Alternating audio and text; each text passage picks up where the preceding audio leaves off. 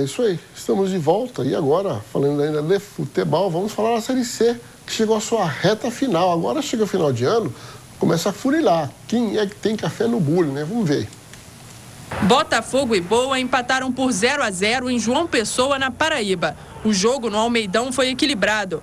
A decisão ficou para o segundo jogo das quartas de final. Se o placar se repetir, a decisão vai para os pênaltis. Qualquer empate com gols favorece o Botafogo da Paraíba, pelo critério de gols marcados fora de casa. O jogo será disputado no domingo que vem no estádio Melão, em Varginha, Minas Gerais. O Asa venceu o Guarani de virada por 3-1 em Arapiraca. O resultado deixou a equipe alagoana em vantagem para o jogo de volta no próximo sábado em Campinas. O time paulista vai precisar vencer por 2 gols de diferença. O Asa de Arapiraca tem aquela pedra no sapato bem chata, né? É verdade, meio chato. Mas eu creio na tradição do bugre campineiro. Eu acho que o estádio Brinco de Ouro da Princesa vai se tornar um caldeirão. Eu acho que realmente o Guarani vai virar, sem merece voltar para a Série B e também depois para a Série A, um time de muita tradição, time que já foi campeão brasileiro. E pelos amigos que a gente conhece aí, valeu, Mário Celso, seu bugre vai chegar, hein? Grande Mário Celso, né? Ele que tem uma ligação muito forte lá com Campinas, né? E já narrou muitos jogos do Guarani, né? Exatamente. Narrou muitos jogos, um abraço aí da nossa equipe também. Agora vamos falar de quê? De seleção brasileira. O Brasil se prepara para jogar contra a Bolívia em Natal. E vamos ver, olha, inclusive a tecnologia está tendo espaço ali na seleção com o Tite. Vamos ver aí.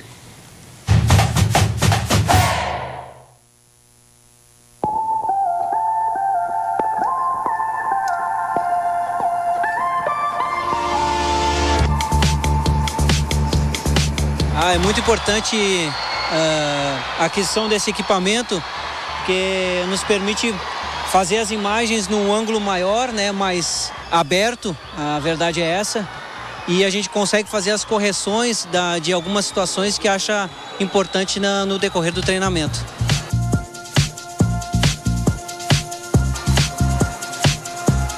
Esse equipamento é um dos mais modernos que existe no mercado e todos os softwares que a gente usa também são os softwares top no mercado.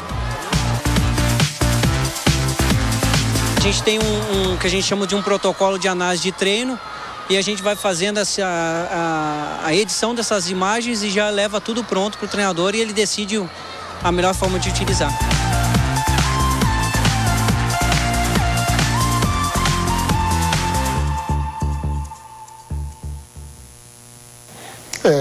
E olha, os jogadores, tem 8 jogadores que participaram da Copa do Mundo, estão retornando. O Tite devagar está ali ajustando, né?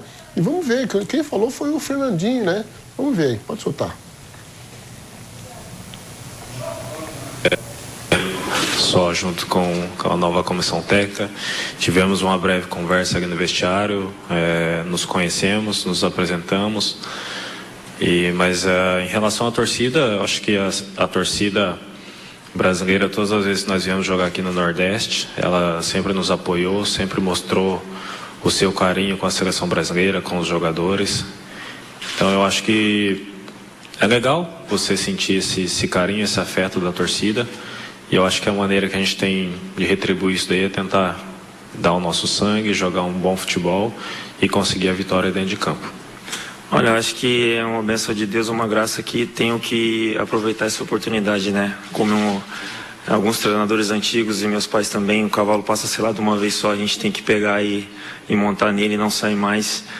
Estou muito feliz, satisfeito de estar aqui hoje, podendo vestir a camisa da seleção, estar podendo também treinar aí com um dos maiores goleiros da história do futebol brasileiro, o Tafarel. Tenho certeza que vou aprender muita coisa com ele. Eu acho que a gente tem que ter muita cautela e muito respeito com os dois adversários que nós vamos enfrentar. Se você pegar a Bolívia nos 2 últimos jogos, venceram o Peru em casa, empataram contra o Chile, que talvez seja uma das melhores seleções dessas eliminatórias. Trocaram de treinador, tiveram a volta de alguns jogadores importantes. Então eu acredito que toda vez que há uma troca de treinador assim, vem aquela injeção de ânimo nos jogadores, para provar para eles mesmos, para a torcida, para o próprio país. Então a gente tem que ter muita cautela em relação a isso. Claro que a torcida quer um jogo bonito, quer goleada, mas nós jogadores sabemos que não é bem assim. Na prática é bem diferente. Eu acho que quanto mais profissionais melhores na posição, é um incentivo para quem está jogando. Então, creio que essa safra nova e boa de goleiros está sendo uma coisa muito positiva para o Brasil, para a seleção brasileira. Então, é uma coisa que faz com que a gente tenha que crescer cada vez mais e sempre melhorar. Isso acaba fazendo com que, quando tem a oportunidade de jogar na seleção, dá o seu melhor, sabendo que tem outros companheiros também que estão bem e que, se der brecha, pode perder a vaga. A seleção logicamente se prepara, não é jogo fácil, né? As pessoas já começam, né? Não, o Brasil, o Bolívia vai atropelar, aquela coisa toda. Está tendo mudanças, mas ainda não está do jeito que tem que estar, né, Domi? É lógico que o Tite assumiu, a tecnologia faz parte agora desse processo. É lógico que isso ajuda, espaço, posicionamento, né? Enfim, Muralha, inclusive um detalhe interessante, viu, Domi? Muralha, na convocação, até então não tinha conversado com o Tite, é a primeira vez que ele participa, né, de uma convocação para a seleção brasileira, e ele encontrou com o Tite no avião, né, e já foi agradecer, não, obrigado, chefe, pela convocação. Então, ali no embarque, aquela coisa toda ali, ele teve a oportunidade de conversar com o Tite, e lógico que agradeceu a oportunidade, realmente é uma grande oportunidade, e vamos ver se a seleção realmente volta aos bons tempos, né, porque tem tudo para isso, né. Tem que fazer o marketing, né, Luiz? Ele viu o chefe ali, agradeceu, mas agora eu só discordo num ponto ali. A torcida não quer ver goleada, não. A torcida quer que o time jogue bem, jogue com raça e com vontade, para honrar a camisa da seleção. Se os jogadores fizerem isso, Luiz, a torcida vai aplaudir, ganhando de 1-0 por 2. A goleada é uma consequência. Mas hoje em dia o futebol não é simplesmente como, não é a Bolívia de 20 anos atrás, não, que vinha jogar aqui em qualquer lugar, era 3 para cima, não tem nada disso. Mas se realmente, como tu falou, se a seleção jogar com alegria, com raça, o torcedor vai aplaudir, vai vibrar o tempo inteiro, que for por 1 ou 2-0. E é jogo de eliminatória, né? Não é amistoso. Então aí que está a diferença. Principalmente porque a preocupação maior é se classificar para a Copa, né? Esse é o objetivo maior da seleção. As vitórias são consequências, né, para que isso aconteça. Agora, a boa apresentação também é consequência, logicamente, de um trabalho. Às vezes, naturalmente, a seleção faz uma boa apresentação, sem forçar a jogada, né? O trabalho ao longo, né, a médio e longo prazo, o Tite vai encaixando ali, como ele fez no Corinthians, né? A gente tira como base o trabalho que ele fez no Corinthians. O Corinthians era um time quase que imbatível uma época aí na mão dele. Exatamente. Dificilmente ganhar do Corinthians. Talvez ele consiga aplicar isso na seleção e a seleção tem um padrão de jogo, tanto no setor defensivo, como no setor de meio campo e no ataque. Aquela sincronia que uma equipe tem que ter, né? Que até na era Dunga não tinha. Então, contava-se muito com Neymar ou um outro jogador que pudesse desconcertar, desequilibrar, ficava a responsabilidade em cima dele. E não é isso. O Neymar pode ser um jogador diferenciado, ele é. Não vamos discutir isso. Mas ele é sozinho, um Adurino faz verão. Então, se de repente ele tem habilidade para driblar 2-3... uma hora vai chegar, vão afunilar ali e não vão deixar ele jogar, né? E coletivamente não.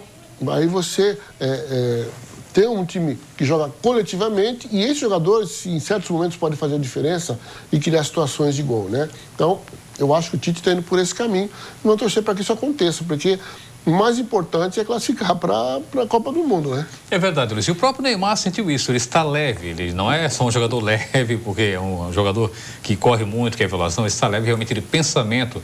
Isso aí parece que tiraram esse peso também da cabeça dele. Aliás, na era Dunga não tinha praticamente nada, né? Nem torcida ia para acompanhar nos treinos. E realmente o Neymar entendeu isso aí. Ele sabe que é diferenciado, mas porém a seleção não depende só dele. E até a imprensa está entendendo isso também agora. Isso aí vai ajudar muito, porque o Andorinha não faz verão. Não vamos jogar nas costas do Neymar, o Neymar é craque, vai lá e vai resolver. Não é assim. As coisas mudaram. Hoje o futebol tem que ser coletivo, senão não vai. E ainda vamos falar da Copa do Brasil, que também está na reta final. Vamos ver aí. Se tem uma competição que costuma abrir as portas para as zebras, é a Copa do Brasil. É comum ver equipes consideradas intrusas avançando até as fases mais agudas, inclusive sendo campeãs. Em 2016, dos 8 times que ainda restam na disputa, um é considerado azarão por muita gente. A surpresa seria o Juventude. Vai lembrar que o Juventude já foi campeão porque venceu o Botafogo no Maracanã. O título dos gaúchos em 99 chama a atenção para um fato inédito. Pela primeira vez na história, todas as equipes classificadas para as quartas de final já levantaram o troféu da Copa do Brasil. O Atlético Mineiro, adversário do Juventude, tem também uma taça, conquistada somente em 2014. Mesmo número de Santos e Internacional. Palmeiras e Corinthians têm 3. E Cruzeiro e Grêmio, os maiores vencedores da história, 4. Em resumo, são times tradicionais em confrontos em que qualquer detalhe pode ser decisivo. Nos jogos de ida das quartas de final da Copa do Brasil, os 4 times que atuaram em casa venceram, todos por 1 gol de diferença. Com equipes tão equilibradas, será que na rodada da volta o fator casa vai prevalecer novamente? O ex-zagueiro Fernando, campeão em 2006 pelo Flamengo e em 2011 pelo Vasco, acredita que apenas o Juventude leve vantagem nesse ponto. É uma equipe que joga num estádio menor, pequeno, onde o abafo fica mais tranquilo. Porque o Juventude não fez gol, mas perdeu por 1 de diferença. Os 4 semifinalistas serão todos conhecidos na quarta-feira. Juventude e Atlético Mineiro jogam no estádio Alfredo Jaconi. Cruzeiro e Corinthians no Mineirão, Internacional e Santos no Beira-Rio e Palmeiras e Grêmio na Arena Palmeiras. Com as 3 principais divisões do futebol brasileiro chegando na reta final, as equipes acabam tendo que dividir as atenções. Na Série C, o Juventude busca o acesso. Na Série A, há quem brigue para escapar do rebaixamento, como o Inter e o Cruzeiro. E quem esteja na parte de cima da tabela, como o Palmeiras, na briga pelo título. A decisão de... Tá aí.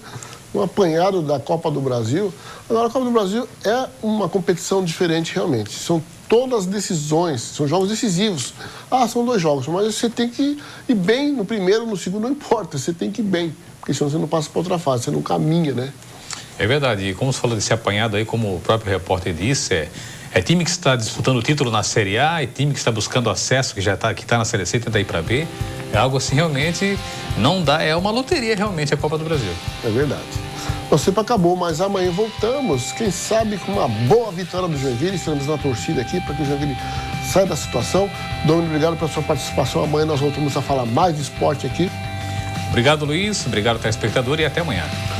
Beijo no coração e até amanhã. Tchau.